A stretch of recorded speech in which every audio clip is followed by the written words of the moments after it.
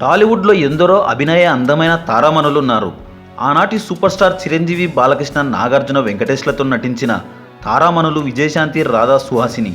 వీరిలో సుహాసిని నటించిన సినిమాల వివరాలు తెలుసుకుందాం పదండి. సుహాసిని గారు అందం, అభినయంతో అందరి హీరోలతో నటించి మంచి పేరు తెచ్చుకున్నారు. గ్లామర్ పాత్రల కన్నా ఫ్యామిలీ పాత్రల్లో ఈవిడ బాగా ఆకట్టుకున్నారు.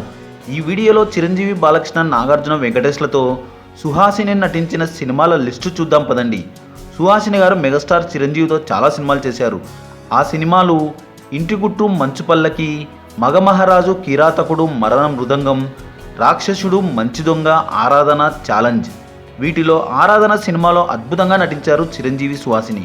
మంచి ప్రేమకథా చిత్రంగా ప్రేక్షకాదరణ పొందింది ఈ మూవీ. 1987లో భారతీరాజా దర్శకత్వంలో వచ్చిన ఈ మూవీలో రాధిక, రాజశేఖర్ కూడా నటించారు. అల్లు అరవింద్ నిర్మించిన ఈ చిత్రానికి ఇళయరాజా సంగీతం హైలైట్గా నిలిచింది.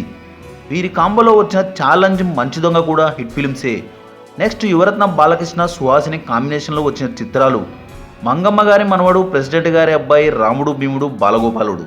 1984లో వచ్చిన మంగమ్మ గారి మనవడు చిత్రంతో మొదటి బ్లాక్ బస్టర్ సాధించారు బాలకృష్ణ గారు. మొదటి బ్లాక్ బస్టర్లో నటించారు సుహాసిని గారు. బాలయ్యకి ఫస్ట్ హిట్ ఇవ్వడం జరిగింది. రాముడు భీముడు సినిమాలో రాధా, సుహాసిని హీరోయిన్గా నటించారు. 1987లో వచ్చిన ప్రెసిడెంట్ గారి అబ్బాయి, 1989లో వచ్చిన బాలగోపాలుడు హిట్స్గా నిలిచాయి. నెక్స్ట్ కింగ్, నాగార్జున కాంబినేషన్లో వచ్చిన చిత్రం ఆఖరి పోరాటం.